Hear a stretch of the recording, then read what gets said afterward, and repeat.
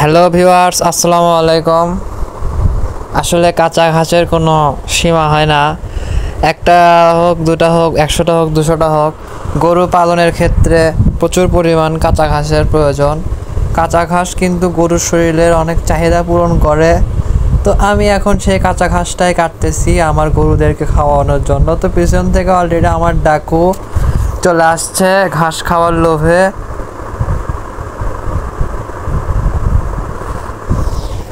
আপনাদের যাদের প্রচুর পরিমাণে জমি আছে, সেই জমিগুলোতে পর্যাপ্ত পরিমাণে ঘাস চাষ করুন।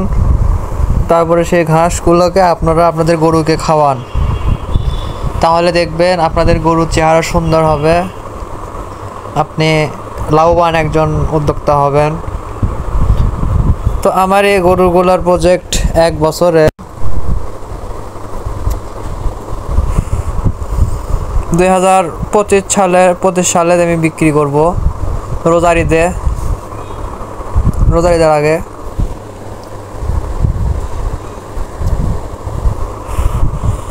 তো লং টাইম প্রজেক্ট।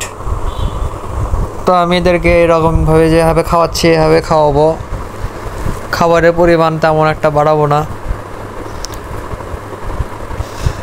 তো ঘাসের চাহিদা অপরিসীম, পর্যাপ্ত পরিমাণের ঘাস আমার নাই। আমি এখন প্রত্যেক দিন 4 আটি করে ঘাস কিনতেছি, কারণ খ্যারের দাম অতিরিক্ত বেড়ে গেছে। আমাদের এদিকে হলো 1 বোঝা অর্থাৎ 25 আটি খ্যারের দাম 200 টাকা। তো 25 আটি খ্যার আমি 200 টাকা দিয়ে কেনার থেকে আমি মনে করেন যে প্রত্যেক দিন 40 টাকার আমি ঘাস খাওয়াবো। আর ধরে নেন 100 টাকার দানাদার খাওয়াবো, ধরে নেন 140 টাকা আমার পার ডে খরচ 2 গরুর পিছনে।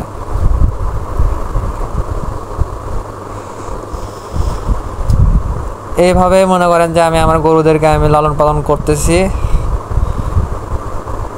তবে ছোট গরু বলে যে কম খায় তা কিন্তু না, আসলে গরুরা খায়, গরুদের খাবারের রুচি আছে, গরুরা খাবেই। দেখেন এর একটা নিয়ম কি, আমি যখনই ঘাস কাটি বা খ্যার কাটি আমার কাছে চলে আসে, মানে আসলে বোঝে যে আর খাওয়ার সময় হয়ে গেছে। তো একলাই চলে আসে, গন্ধ কেমনে জানি পাওয়া যায়।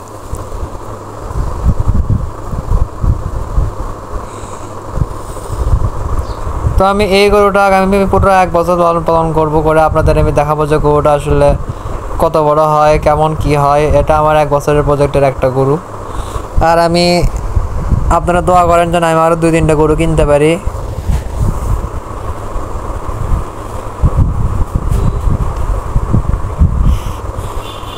কোনো দিক থেকে যদি আমি টাকা পয়সা পাই আমি তাহলে অবশ্যই গরু কিনবো। আপনাদের মাঝে আসলে প্রতিদিন একই গরুর ভিডিও দিতে আমার খারাপ লাগে, তারপরেও দেই, কি করার, অভ্যাস হয়ে গেছে। আমারও ভালো লাগে ইউটিউবে ভিডিও ছাড়তে। তা আমার আসলে এক্সট্রা কোনো নতুন কোনো গরু নাই যে গরুর ভিডিওটা আমি আপনাদের মাঝে শেয়ার করব। যদিও কালকে সোমবার, কালকে আমি বনানী হাটে যাব, যে আমি আপনাদের মাঝে হাটে কী রকম দামে গরু বেচে কেনা হচ্ছে সেই বিষয়ে তথ্য দিব। আপাতত আজকে আমার নিজের গরুর ভিডিওটাই আমি আপনাদের মাঝে শেয়ার করতেছি। তো কাঁচা ঘাসের কোনো সীমা নাই। আজকে আমি আমার কালো ষাঁড়কেও আমি গোয়াল থেকে বের করব।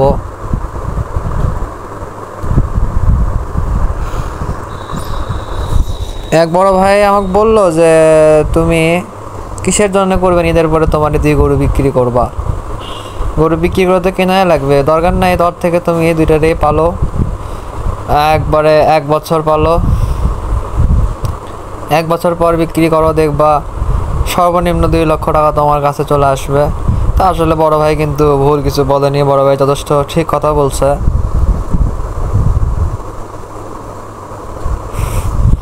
বলছে যে 1 বছর পালো, 2 গরু 2 লক্ষ টাকা দিয়ে বিক্রি করে 4টা গরু কিনবা 50,000 টাকা পিসের।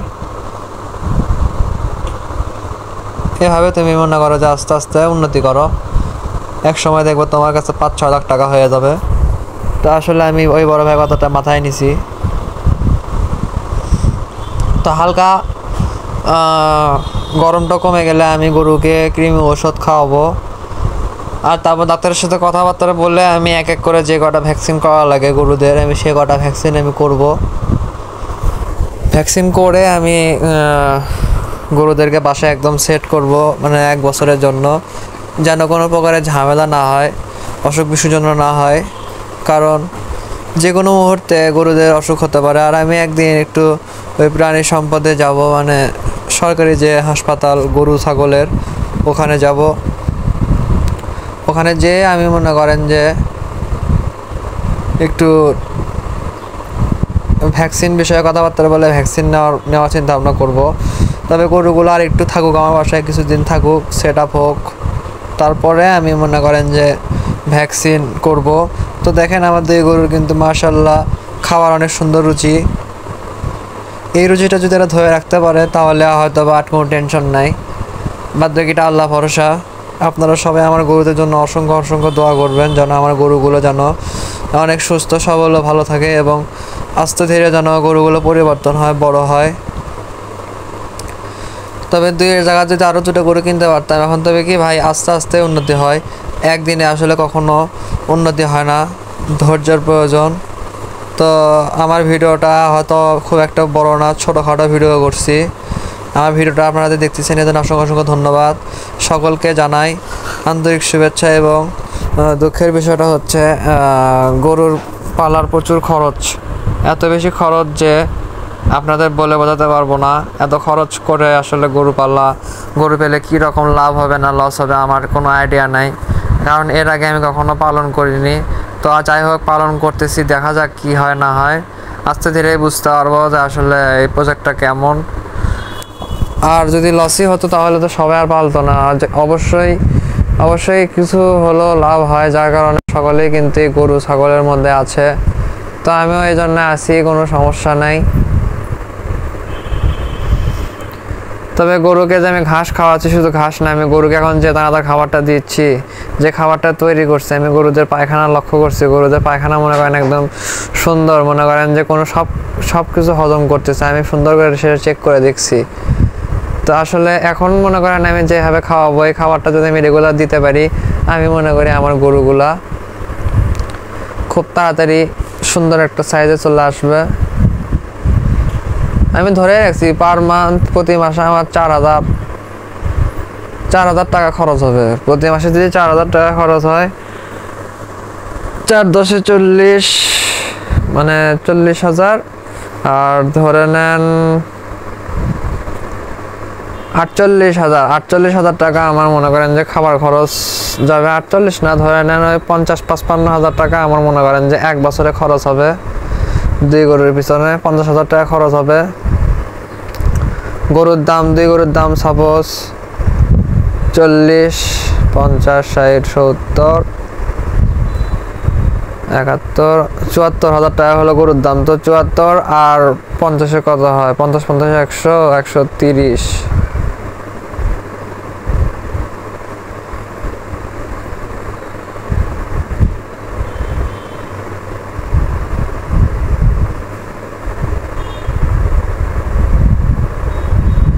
$125,000 টাকা মনে করেন আমার মূলধন, আর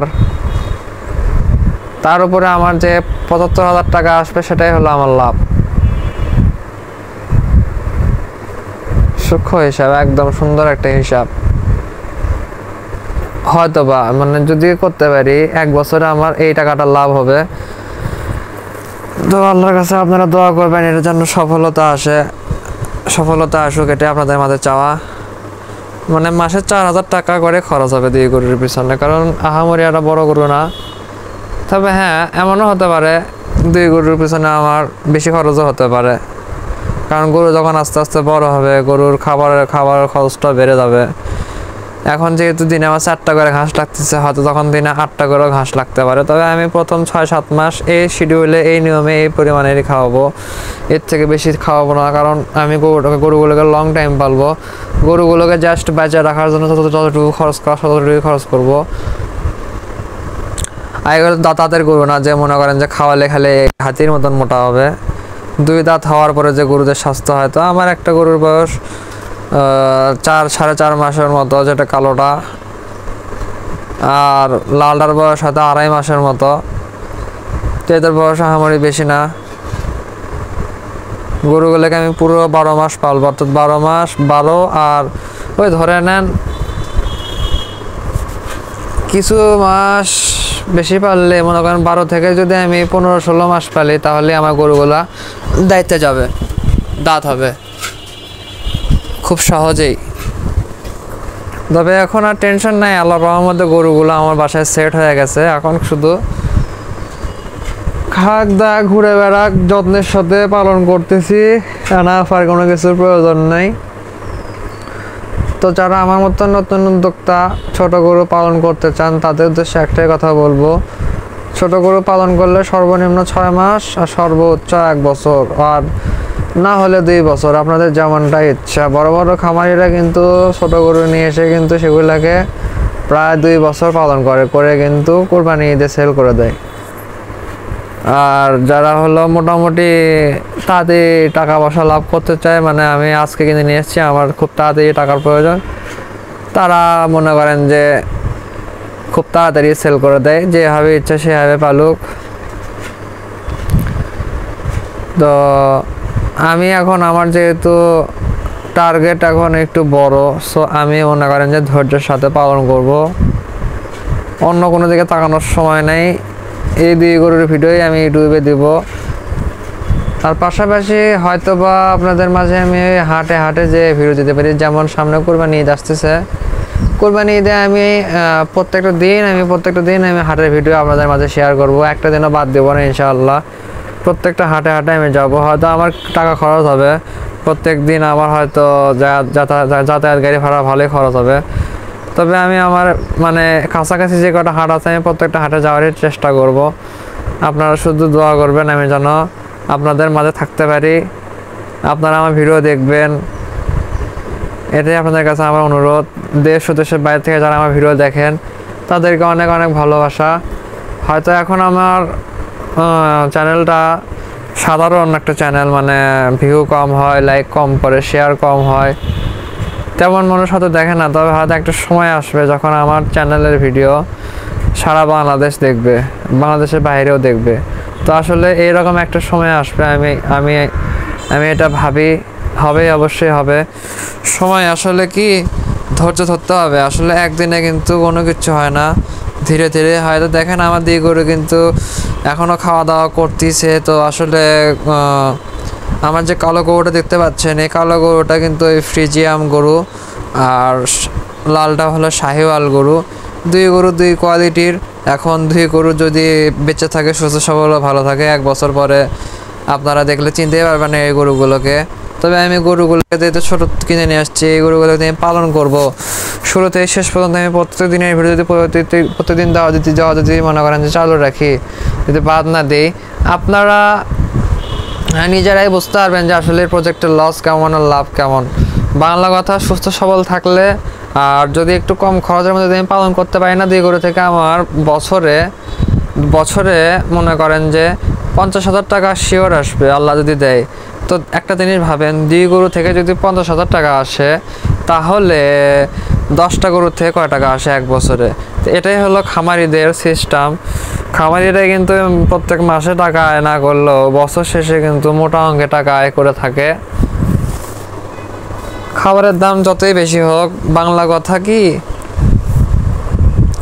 আপনাদের যদি পরিশ্রমটা যদি নিজে করেন, মাস গেলে একটা কামলার পিছনে যদি আপনার বেতন দেওয়া লাগে 10,000, সেই বেতনটা দেওয়া লাগলো না, সেই বেতনটা মনে করেন যে আপনার ঘরে জমা হয়ে গেল, তাহলে তো এমনি তো 10 মাসে হলো 1 লাখ টাকা আপনার বেতনের টাকা মনে করেন জমা হলো। পাশাপাশি গরুগুলো থেকেও এক্সট্রা লাভ।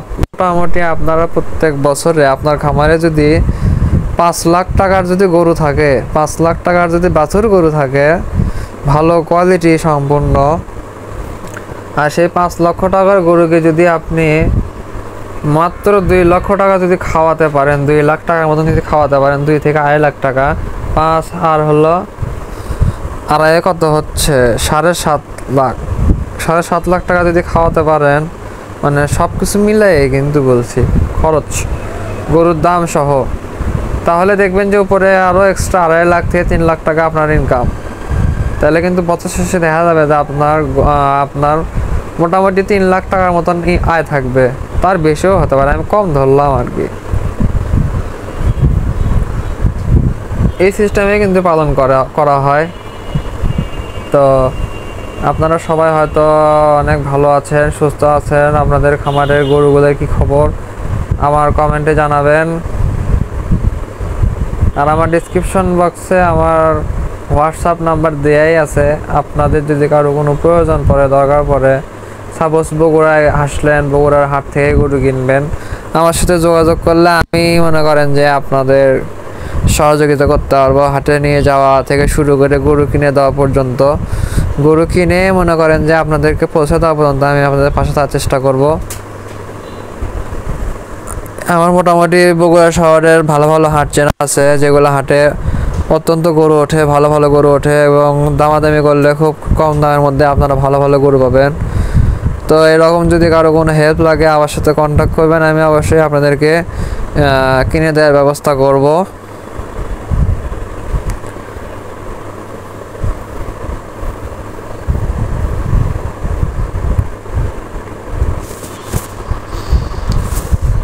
আর খ্যারের দামটা যে এত পরিমাণ বাড়ছে ভাই, আমি যে গরুদের আর খ্যার খাওয়াতে পারতেছি না, এই জন্য আমার মনটা একটু খারাপ। কারণ গরু তো জানেনি, গরুদের নিয়মটা এরকম, এরা সবসময় খাওয়ার উপরে থাকতে চায়, সেটা এখন দানাদার হোক, শুকনো খাবার হোক, মানে অলওয়েজ ওরা ওদের মানে খাবারের পটে অলওয়েজ খাবারটা দিয়ে রাখলে ওরা মনে করেন যে খুশি থাকার চেষ্টা করে। তো আমার যেহেতু এখন খড় কেনার কোনো ব্যবস্থা নাই, আর খড়ের দামটা বেড়ে গেছে, যার কারণে আমি খড়ের পরিবর্তে আমি ঘাস খাওয়াচ্ছি। তো ঘাস তো আমি 2 বেলা করে দিচ্ছি এখন। ওই সকালে ওই সর্তা খাওয়ায় আগে, মানে দানাদারটা দিয়ে দানাদার দেওয়ার 1-2 ঘন্টা পরে আমি ঘাসটা দিচ্ছি। তারপরে আবার বিকালবেলা দুপুর 3টার দিকে আর কি আমি আবার ঘাস দেই। ওই ঘাস খাওয়া শেষ হয়ে গেলে তারপরে আমি মনে করেন যে দানাদার খাবারটা দিই। দেওয়ার পরে মনে করেন যে গরু একদম প্যাকেট, আর কোনো কিছু খেতে দেওয়া লাগে না। যদিও গরু আরও খাওয়ার জন্য হাম্বা হাম্বা করে, তারপরে আমি দিচ্ছি না। কারণ ভাই, যেহেতু লং টাইম প্রজেক্ট, মেলা দিন পালতে হবে, সেহেতু এত বেশি খরচ করা ঠিক হবে না। খরচটা যেন লিমিটের মধ্যে হয়, এই চিন্তাটাই করছি। বেশি খরচ করে কিন্তু কোনো রকম লাভ নেই। লিমিটের মধ্যে খরচ করব, লিমিটের মধ্যে তাহলে থাকলে ভালো। বেশি অতিরিক্ত কোনো কিছু কিন্তু ভালো না। তো আপনাদের খামারের গরুগুলার বর্তমান কি অবস্থা আমাকে জানান, আমি জানতে চাই। আর আমার ডিসক্রিপশন বক্সে যে নাম্বারটা দেওয়া আছে ওটা আমার পার্সোনাল নাম্বার। ওই নাম্বারে আমার হোয়াটসঅ্যাপও খোলা আছে, ইমোও খোলা আছে। আপনারা চাইলে আপনাদের পরিচয় সহ আপনাদের গরুর ছবি আমাকে দিবেন, আমি দেখব। কারো যদি অনলাইনে গরু বিক্রিও করা লাগে আমাকে বলবেন, আমি ওই গরু নিয়ে মনে করেন যে ভিডিও করে আমি আপনাদের গরুর ভিডিওটা মনে করেন আমি ইউটিউবে পোস্ট করে আপনাদের নাম্বার দিয়ে আমি বিক্রি করে দেওয়ার জন্য সাহায্য করব। এতে করে আপনার বাসার লোকেশন, আপনার মোবাইল নাম্বার, আপনার গ্রাম, আপনার জেলা সব কিছু আমাকে লিখে দিবেন, তাহলে আমার একটু সুবিধা হবে। মানে আমি হেল্প করব, সমস্যা নেই। অনলাইনে কিন্তু লক্ষ লক্ষ কিন্তু গরু কিন্তু ক্রয় বিক্রয় হয়ে থাকে, তো আমি সেই যেভাবে সেটাতেও সাহায্য করব। বিনিময়ে আমার কোনো রকম কোনো কিছু চাওয়া পাওয়া নেই। আর খুশি হয়ে যদি আপনারা কিছু দেন তাহলে আমি না করব না।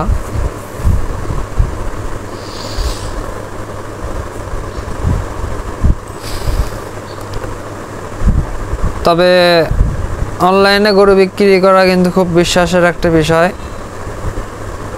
তবে ভালো হয় কি, অনলাইনে গরুটা দেখলেন, যদি ভালো লেগে থাকে তাহলে আপনি না আসতে পারলে আপনি কোনো একটা লোককে পাঠান, সেই লোক আসুক, এসে দেখুক, দেখে দামাদামি করে নগদ টাকা দিয়ে নিয়ে চলে যাক। কারণ আমাদের দেশে এখন যানবাহনের কিন্তু কোনো রকম অভাব নাই। এটা আর কি বললাম আমি প্রবাসী ভাইদের উদ্দেশ্যে, আর কিছু না।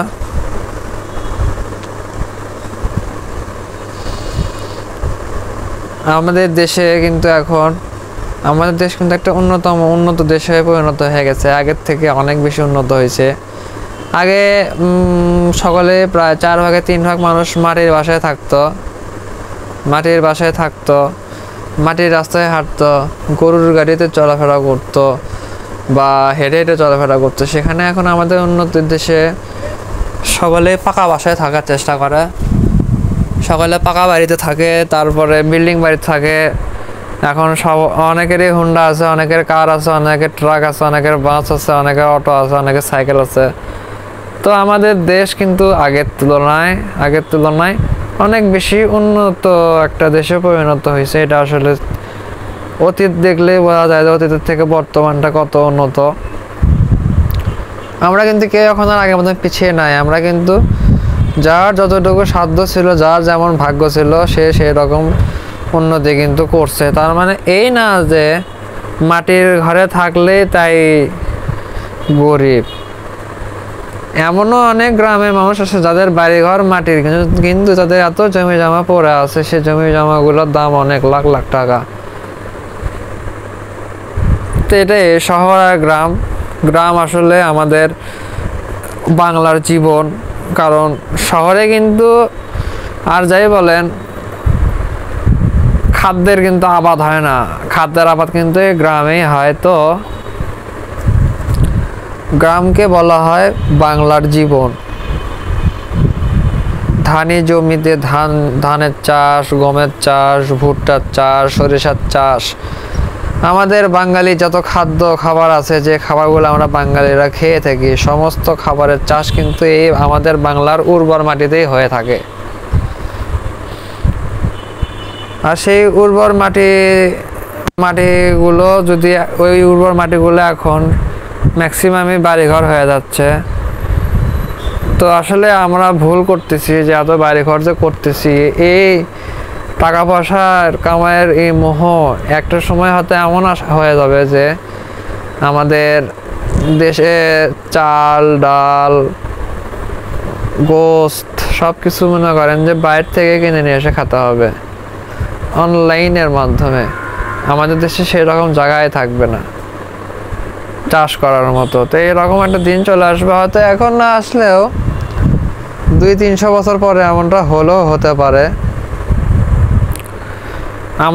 আমরা তো মনে করেন যে আমাদের তো অলরেডি জন্ম হয়েছে পৃথিবীতে, আমাদের বয়স রানিং চলতেছে, আমরা আসি বা কয়দিন। আল্লাহর হুকুম হলে এখনই আমরা না হলেও আমি বা অন্য কেউ মৃত্যুবরণ করবেই। তো নতুন যে প্রজন্মগুলো আসতেছে তারা এসব দেখতে পারবে, দেখে বুঝতে পারবে।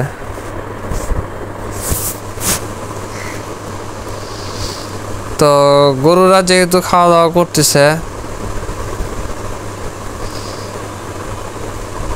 তো আর প্রচুর পরিমাণের যে মাছির যে ডিস্টার্ব, এটা আমি গরুদের বাইর করলে বুঝতে পারি। অতিরিক্ত মাছের ডিস্টার্ব ভাই, যেটা বলে বোঝাতে পারবো না। আর একটা কথা, আপনার বাসায় যদি 5টা দেশি মুরগি থাকে ডিম পারি, আপনি ওই 5টা মুরগি থেকে ভালো টাকা ইনকাম করতে পারবেন। 5টা দেশি মুরগি যখন আপনি বসে দেবেন ডিম দিয়ে, 5টা মুরগি যদি 50টা বাচ্চা ফোটায়, 50টার মধ্যে ধরে নেন 10টা বাচ্চা মারাই গেল, আর 40টা থাকলো। এই 40টা বাচ্চা যদি আপনি 6 মাস পালেন, 6 মাস পরে দেখবেন যে 40টা বাচ্চা বুড়ানিতে পরিণত হয়ে গেছে। তখন এই 40-এর সাথে আপনি 3-এর গুণ দেন, কেজি ভাবের গুণ দেন, দেখবেন যে আপনার ভালো একটা টাকা আর্ন হয়ে গেছে। আর যদি বাড়াতে চান তাহলে 40টার মধ্যে যেগুলো মোরগ ওগুলোকে বিক্রি করে দেবেন, আর ডেগিগুলোকে রেখে দেবেন প্রজনন করানোর জন্য। আস্তে আস্তে দেখবেন যে আপনার ভালো একটা টাকা আয়ের রাস্তা খুলে গেছে। তবে দেশি মুরগি কিন্তু সবসময় হয় না আর কি, সিজন আছে, সিজনে এটা করতে হয়। সচরাচর শীতের আগে আপনাদের উচিত দেশি মুরগি যদি আপনার বাসায় থাকে 4 ভাগের 3 ভাগ বিক্রি করে দেয়া, আর 1 ভাগেরও কম রেখে দিবেন, যেটা মনে করেন যে এমনি জাত রাখার জন্য, বাদ বাকি সব বিক্রি করে দিতে হবে।